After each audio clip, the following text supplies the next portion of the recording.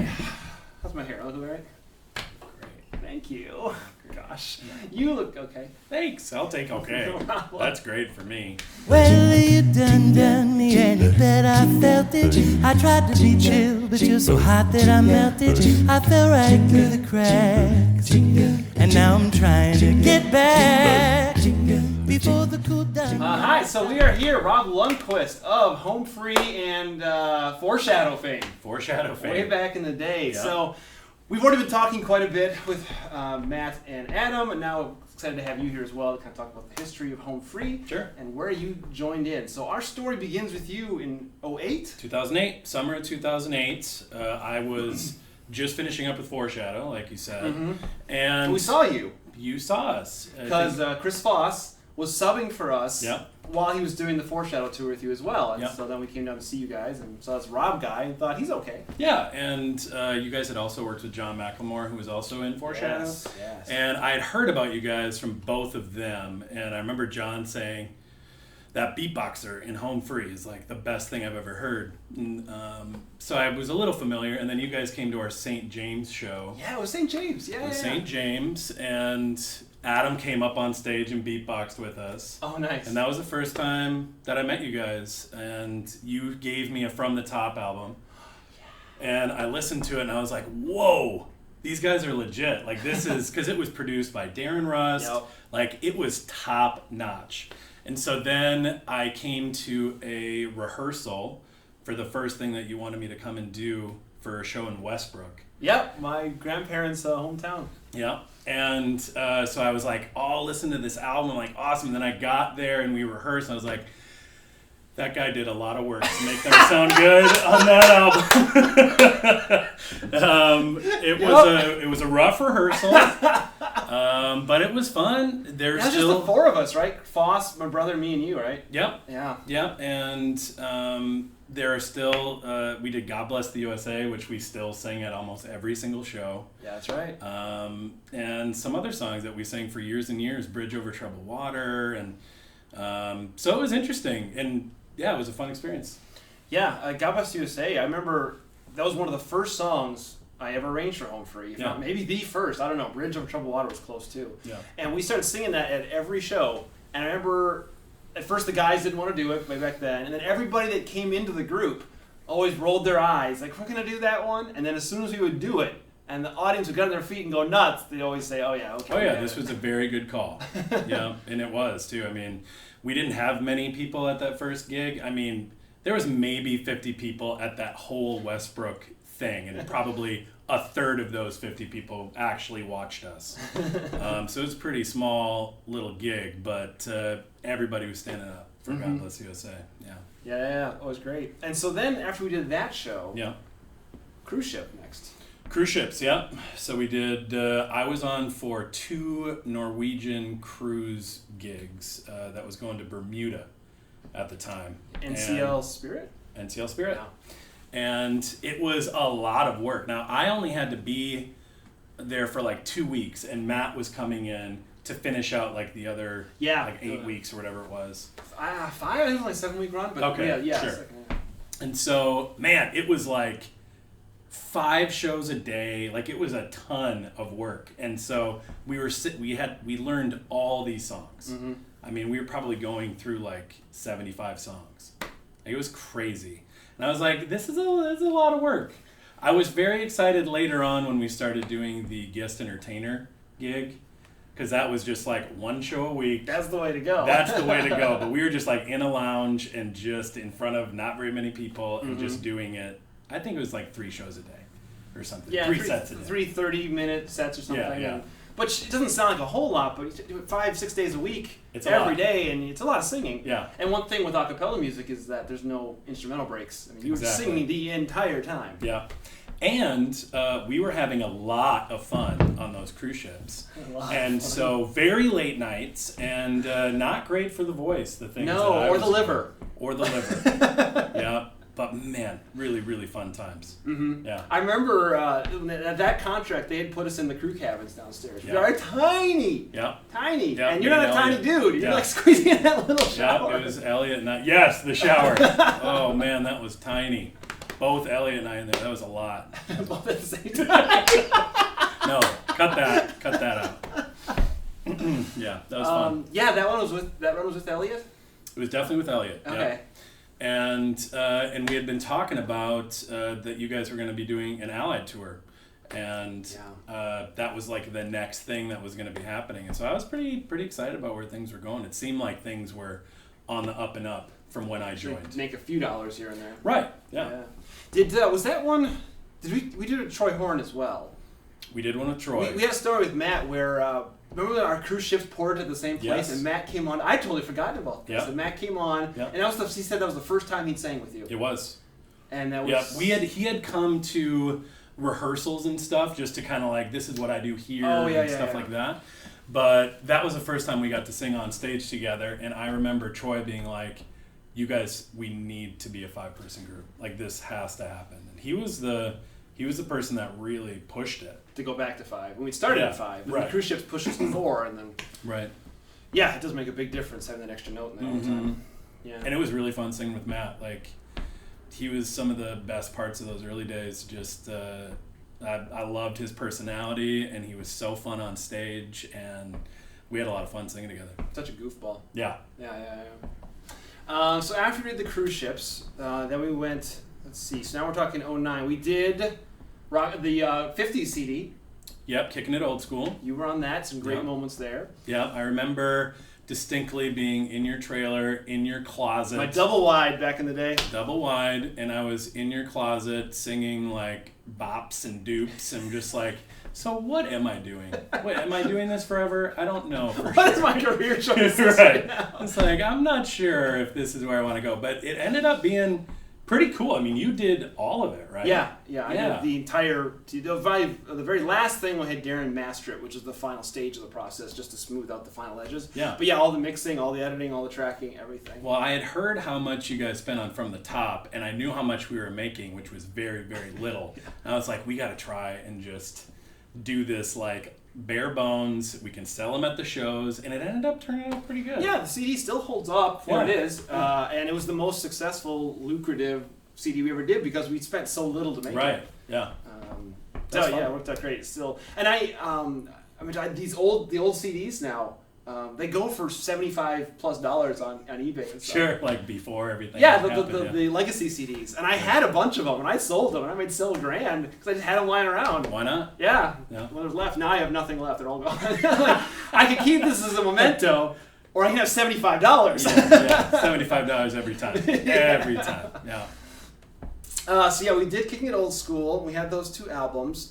Then we did the Allied runs. Yeah, and those were great. That was like hardcore touring. Mm-hmm. Yeah. And we had done the fall. And normally the Allied concert series likes to wait an extra year before revisiting a group. Right. But we were so successful in the fall, we said, do you want to do Christmas the next year? And they said, maybe we should, because you guys are crushing it. Yeah. We talked about Matt and Adam, how much that tour shaped the show. And we got so much better from beginning to end. Oh, big time. Of the polish and the banter and just the tightness of the music. Came up with a lot of shtick during that time. But it was pretty much focused on the older clientele, but it worked for years after. Mm-hmm. Yeah. I mean, that stuff we were still doing on the cruise ships. And even after the sing-off, we were doing some of it. I remember our manager hated us for that. Yeah, there were a few different shticky things that we all liked a lot on stage, and our manager Luke was just like, you have to get rid of this. It is so shticky. It's so just like college a cappella group. You got to figure it out. Mm-hmm. I remember we did Rockin' Robin for a long time still. Long time. And he hated that one until he saw us do it live, I think at the Eli Young show or something. Okay. Way back. He's like, you can't do it there. Like, we're going to do it. And then the audience loved it. He said, okay, you guys can do it for a while still. Yeah, and I get where he's coming from. I do too, yeah. I'm surprised we did that at the Eli Young show. But that's really funny. But the same reason he wanted us to stop doing cruise ships. Right. Mm-hmm. Because he wanted the home free to be a next level. Well, and honestly, like the cruise ships, once we actually started to get a little bit more well known, we did a couple more contracts, and it was like performing in front of people that had never seen us. So it kind of felt like we were starting back at square one a little bit. So I got where he was coming from there as well. Yeah, I remember the last one we did, I think was Christmas. was it the Christmas after we won the show? Maybe It might have been, yeah. Yeah, we did over Christmas, New Year's or something. New Year's, yeah. And we did the thing, and it was after having done our Christmas run with Yeah. everyone going nuts over us, Yeah. and then go back to this, and this sucks. Yeah, it This wasn't isn't as fun. We're not getting a ton of applause like we used to. The audience isn't screaming our name before we come on stage. Yeah, I know. It was like it was leading up the first 10 years. So yeah. Yeah. So then we told Luke, okay, we don't need to do these. We don't need to anymore. do it. Still a nice vacation though. It really was. Yeah. They really were. So we finished the Allied runs, and they wanted to book us for Christmas. Yeah. And so then we made our first Christmas CD that spring. Right. Maybe before the Allied tour or right after or something like that. Okay. And we did it, and then we had this Christmas tour, and we kind of realized we need more material Yeah. than what we have in this album. So we did a second Christmas CD that same year. Yeah, we just did volume 1, volume 2. Volume right? 2, volume 2, yep. Yeah. 20 tracks in 1 year. It's a lot. It was a lot. We needed it though for all the Christmas shows for sure. That Christmas run. That's the first time we had Johnny. And Nate. Nate wasn't on that one. He wasn't. That was just Next Johnny. year. Yeah, that might be right. And we, let's see, we brought Tim in for that spring tour, and he came back for the Christmas run. The Christmas run. Uh-huh. I can distinctly remember him. He was wearing cowboy boots all the time. And we got stuck in somewhere in North Dakota. The first show. Was it the first show? Yeah, and he's like, what am I doing here? Well, not only that, but we got stuck on the ice, and so we had to start pushing this conversion van, and he's wearing his cowboy boots, and I mean, he just fell like real hard, both feet up in the air onto his back. He was just like, why did I agree to do this? Yes, I'm questioning all my life choices. Like, why am I doing a Christmas show in North Dakota? This is awful. Yeah. Oh yeah, I mean, those. What are your first memories of Tim joining us? Even First memories of Tim. He came down to your trailer down in Mankato, and got to do a rehearsal with him.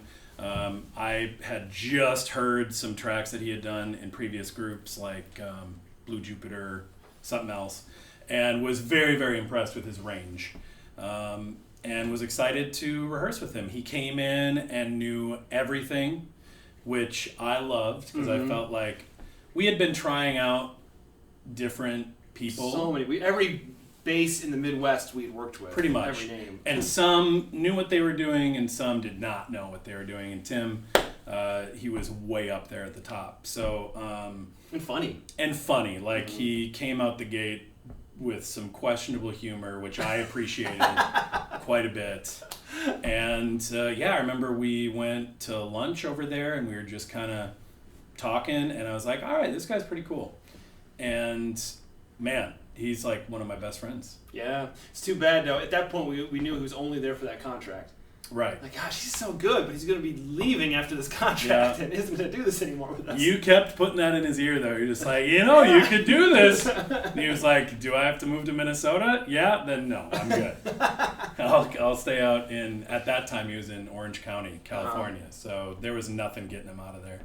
It's certainly not us. Yeah, I remember we did that run, and when I first talked him into it, he said, Midwest tour sounds fun, because he'd never done a lot of college tours.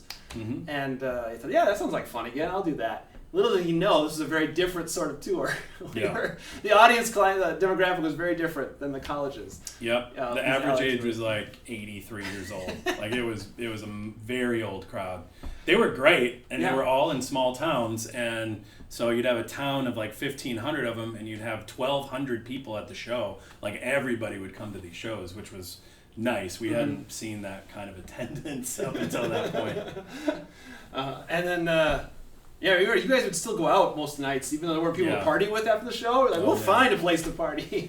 Man, those first few years with Tim, we had a lot of late nights. And it was very, very fun. Now, the show the next day was questionable at best. But, man, the night before, it was really fun. Really, really fun. Yeah, you guys, just bosom buddies right from the top. Yep, we had a good time. And honestly, like, every bass that you guys brought in, for the most part, the ones that stuck around the longest, were awesome. Like, I was so impressed with your networking skills and being able to get all of these really, really talented singers to come in, because I mean we weren't offering that much, but man, so many, like Chris Foss and Elliot Robinson and Troy Horn and Eric Patnaud, who I had sung with in Foreshadow, just really top-notch guys. The Home Free's search for a bass was a challenge for forever. And then, so we did the Christmas run, and then that was in 2010. And in 2011, we're just doing our thing. That's when we brought in Matthew Toohey. Toohey, forgot about Toohey. Toohey, I had a really good time with Toohey. He's a good dude. Mm-hmm. He's a good dude. Great time with him until we did that Christmas year, that season. That's when the first time Nate was with us. Yes. Good old Nate. Just retired now. I know. It's bittersweet. I'm happy for him. He's doing a lot of things. He's got a little boy now, but man, he's been in there for a long time, 10 years. Yeah. Yeah.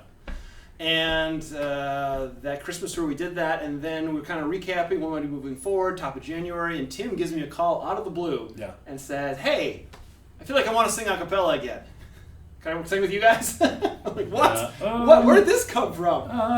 That was a tough phone call with Toohey. Wasn't it? Didn't you guys do it on the ship? No, we had done we talked to them on the ship, sort of here's our year review. No, year in review. And then about a week later is when Tim called me. Yeah. So then I called Toohey up and I said, I'm sorry, man, you're doing some good stuff with us, but Tim is one of the best basses in the world. Yeah. We have to make a change. Yeah, that was tough because that was not fun. He was he was one of the first guys that was like, all right, I will do this. Yeah, attitude. I want to be there. Right, which was really, really cool. And that was a bummer. I was like, man, I hope Tim does this for a while because this is kind of a jerk move. And thankfully Tim did. Yeah, and it worked out. Honestly, in the end, it worked out great for him too. Yeah. So we went off to some cruise ship work. Yeah. Ended up in Australia. Got married. He lives out there. He's a sound engineer person and does sound installations. And yeah, he's worked out really well for him. Yeah, definitely. But yeah, so then Tim joined us 2012, and moving forward from that, we spent that year. We did the live CD. We did the live CD. Good old Bemidji. Up in Bemidji. It's hard to explain that show to people who aren't from the area, but that show, I had done it with Foreshadow, and that was our biggest show we had ever done, when I was with that group. Mm-hmm. And so I was very excited to do it. It's just a show choir concert. Legit show choir. I mean, we were blown away. Time. What? This is like a Broadway level production these high schoolers are doing. I didn't know show choir was a thing. They're like national contenders. It's a big deal. But they also just scream and hoot and holler the whole time you're on stage, and you feel like a legit rock star. Yeah. We're like, we need to try and record this and make it sound like people like us. Yeah. So we've done the show 2011, I think. Right. And it brought us back for 2012, and then we said, let's make a live CD. Yeah. The show's tight right now. It's good. So we brought Darren up for that. Yeah. And we did it over 2 nights. Yeah. We kind of grab from each night which show was better, each song. Had we recorded with him before? I think that might have been my first time really hanging out with Darren. Yeah, we hadn't done, not in studio. Yeah. But after that, the Crazy Life was the next time we actually worked with him. Right, yeah. That was my first time meeting Darren, and he was just in the back, with all the gear and recording everything. And really cool guy, knew what he was doing. That CD turned out really cool. Yeah, and it might be the first time I worked with Alan Strand as a sound guy. Yeah, I think that might be right too. So and he was with the band for 5-6 years as well. Yeah. Yeah. So we did that album. Super successful as well for the time we had it. It turned out really great. I remember Tim saying that he was really proud of what the group had put together. Yeah. And done on that one. And so then moving forward into the fall of 2012, Matt decided it's time for him to retire. Right. Yeah. It might have been after the Christmas run, I think. Yeah. Because in October, because Matt was busy all the time with his life, with his dad with cancer, with the business, with married with kids, blah, blah. And he was having to miss shows constantly. Right. And so in that summer, on one of our cruise ship gigs, we met a tenor by the name of Austin Brown. We definitely did. Yeah, I remember that very well. I remember seeing him on stage doing that Sailing Away song. Yeah. And I was like, dude, that guy can sing. And seriously. And we were friends with a couple guys in his cast already. So we were like, let's go hang out with them after. And then we talked to him, and he was just the biggest a cappella nerd I've ever met. Jared Scott was in that cast, and before I got on the ship or right after, I connected with him right away because we'd been friends for a while. Yep. And he said, "You guys got to meet my boy, Austin. Yeah. A cappella, insane freak. He's gonna want to talk your ear off." I said, "All right." And we went to dinner that night or something the next night, and there he was. Yeah, I just wanted to ask all these questions about a cappella and talk about it back and forth. I remember there may have been some alcohol involved, No. and then Tim and Austin just went back and forth like, "You got to listen to this a cappella song. No, you got to listen to this one." They just went back and forth. They were just nerding out with each other, and it was entertaining. Yeah. But it was cool because he was just like, "You guys, you gotta let me sing with you." We did a song with him on the ship. Right. We did a 6-person song. Yeah. Was that the Hanson song? Yeah, it was, which we had used to audition for Sing Off Season 3. Yeah. And hadn't gotten on. Yeah. Now, we auditioned with Bastine, Adam Yeah. Bastine on that. Yeah. And so we had this 6-part arrangement. And that one, and we did Just Haven't Met You Yet with Jared. Yeah. And so Home Free on these cruise ships would often do a little extra show later in the week. We didn't have to, we just wanted to because the audience loved us so much. We sold a lot of CDs. Right. And so we brought them on to do 6-part numbers with us, which was fun. So Austin got to sing with us. And then we said, this guy loves this. Right. Matt's going to be gone in October for like 3 or 4 shows. Let's bring him in. So we brought him in for that first run. Yeah, and it worked out because he was looking to get off cruise ships. He had done 2 contracts at that point, and I think had he already done his Disney run? Yeah. So he was just trying to find his spot, but like it sounded like his dream was to be in like a dude a cappella group. So we were very, very happy that he was interested in doing it because he was fantastic. Yeah, one of the things we always learned with doing this is talent is important, and fortunately Austin had quite a lot of it, but the desire to be there was even more important. Yeah, it really was. You gotta have someone that wants to do this. Yeah.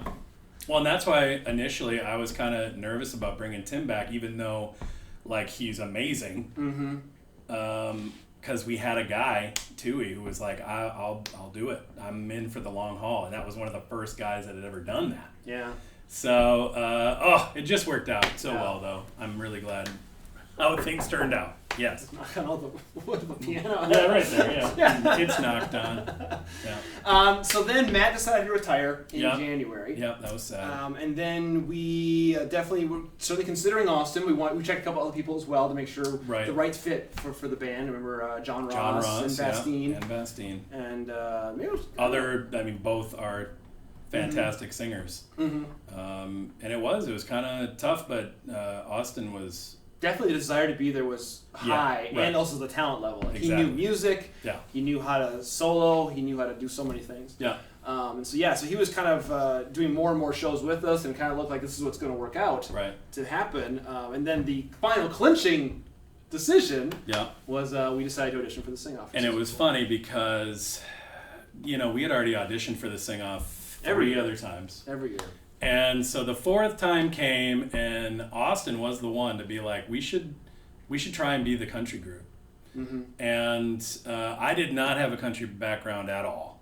And so I was not excited about that option. Nor was Tim. Was pretty vocal about it. And Tim had already done a country album, solo stuff, and it wasn't really where his heart was either. And Adam didn't want to do it either. I was I didn't care what we did. I just wanted to get on the show. You want to get on the show. If you want to do country? Sure, I don't care. Let's do it. But he was kind of the guy that really, really pushed us out there because we were. If it was up to me and Tim, we wouldn't have even probably auditioned. I told this story with the other guys, and I think it's still funny. My friend Marie. She's an a cappella fan. We'd met her on a cruise ship that spring. Right. And I had a big crush on her. And she was in New York. And as we were on the fence, we were back on this. Do we do the audition? Do we not? And we were kind of leaning toward it's not worth it. We were happy with what we were doing. The band was going great. Right. We don't want to deal with the contracts. We're fine. We had a cruise ship in Puerto Rico that, let's say it's Tuesday or something. Auditions are on Monday. Right. And I said, guys, what we could do is we could take the flight to New York, do the audition, and then the cruise ship will fly us to Puerto Rico. So it's not even going to cost us as much money. Right. And the reason we did it, I wanted to see Marie in New York.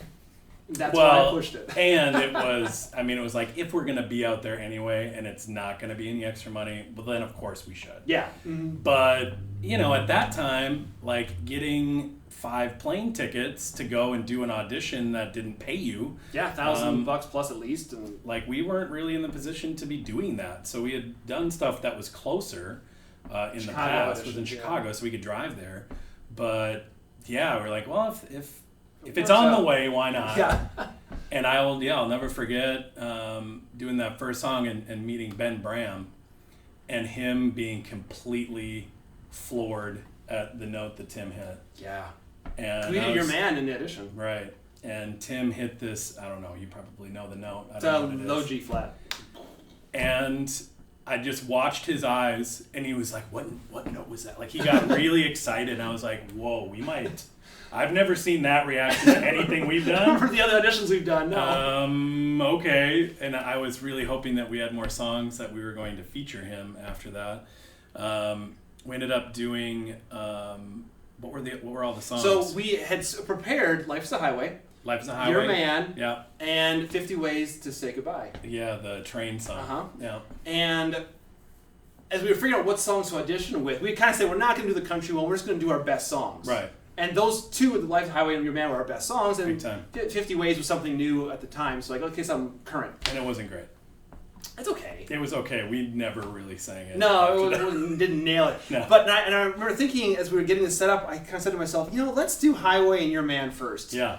Because those are the two country ones, and Right. maybe we'll still like the country thing. Plus, there are better songs. Let's do that. They were by far a better song. Yeah, so we did them, and then they said, we'd love this country vibe. We've never had a country group on the show. What else do you have? Yep. 50 Ways to Say Goodbye.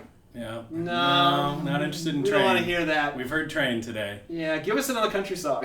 Yeah, and so we're like, a few months ago, we learned a Garth Brooks song at a corporate gig, We Shall Be Free, and I was like, I could probably remember. Yeah, we can do it again. It was Austin singing lead, so and he knew that song really well. And yeah, we went back and did that. And so yeah, they said, go out, rehearse it, come Right. back in 20 minutes. Yep. Okay, wow. Yep. I'm like, this is happening, guys. Yeah. Yeah, did that one. They said they liked that one better. Yeah. Because we were a little more off the cuff, looser versus gotta get Life's a Highway right. Right. Yeah. Yeah. And then the rest is history. Then they put us on the show. Couldn't believe it. Really couldn't believe it. That was a shock. Yeah, so much of what is happening right now. Yeah. Is this real? Yeah, it was really. I remember going out to LA thinking, it's not get kicked off first week. It's not get kicked off week one. Yeah, I remember that as well. And I remember when they came out to do our story, like our backstory. Oh yeah. One of the producers, Melissa, who was just lovely, she was like, "You need to grow your beard out. You look like a banker," is what she told me. I didn't know that. And that is the beginning of the big beard. Wow. Yeah. I'm going to go back and look at older pictures of you now and compare. You'll see. I mean, I would just, put it on a my one level, and like, just, I would just do that every day. And she was like, "No, you look like a banker. You should, come on, let's embrace this country thing, get a long beard." And she was right. Yeah, I remember her getting disappointed with our wardrobe too. Like, you guys don't look country. What, what are you doing? We don't know. Plus, we didn't have a budget to buy clothes and Right. stuff. We didn't know what we were doing. Yeah. Yeah, and then got on the show, and rest is history. And Yeah. 6-7 years later now, we're still going strong to Going strong. millions around the world. 8 years. It was 2013, right? Yeah, I guess that's 8 years later. 7.5, yeah. Yeah. Well, Yeah. no, because September we finished taping the show 8 years ago. Yep. Yeah. Yeah. Yeah. Oh, crazy. It is so, crazy. any overall takeaways of things you've learned in the 5 years from 08 to 13 in that early era? Yeah. The big stuff that I learned during that was the networking. And you and your brother were like the best networkers I'd ever met. And it's like, just put yourself out there. Like, you can be as talented as anybody, but if nobody knows that, and if you're not meeting anybody to get yourself, put yourself out there and get yourself ahead, you're just going to stay still. Yeah. And if you guys wouldn't have met all those super talented people that went through here, and the people that are still, going on reality shows and still doing the thing, I can't really even imagine where we would be if you guys weren't It would have out died. there doing that. It would have. I mean, there were several times in our Yeah. history where it almost gave up. Yeah. Yeah, I remember. I did early Yeah. on. I almost. I put in my notice. I was like, you guys, This isn't working. it's not working. There were some things behind the scenes that were not great. Yeah. Remember the finances were so tough early on. And the too. finances, But it was too. hard for you to take work off to go Yeah. do a showcase or something. Right. Like, I can't. I gotta eat. Yeah, and thankfully I worked at the Guthrie Theater in Minneapolis, and they were the coolest. Like, they let me leave for months at a time to go on tour with you guys. Yeah, yeah. Like, that worked out really well. So thank you, Guthrie Theater, for being amazing.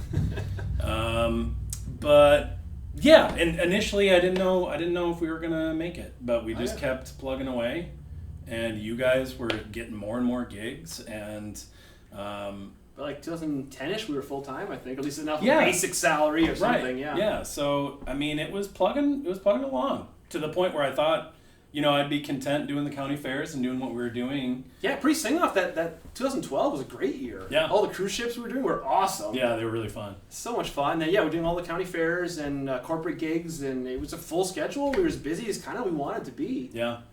We had just started doing some YouTube stuff as well, because kind of seeing what Right. Pentatonics was doing. We Yeah. did that Bublé song. On the cruise ship. Yeah. I remember that. That was our first thing. Yeah. It's a beautiful day.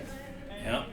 Like, all right, we'll start exploring this music video world, I guess. I remember doing that Hanson song, and Hanson liked it or something, and I was freaking out at the Guthrie. I was like, "Look at this! It has 2,000 views." I was all excited. It is funny to look. It's all back at relative. that stuff. Yeah, it really is. All relative. Yeah. Yeah. It's been quite the journey, and thanks for getting it started 20 years man. ago. Oh, I can't imagine what my life would be like if I had not met you. Yeah, agreed. Yeah. Agreed. It's absolutely. changed everything. All right. Well, thanks for joining me, man. Yeah, buddy, this is fun. Cool. But I won't hesitate. No,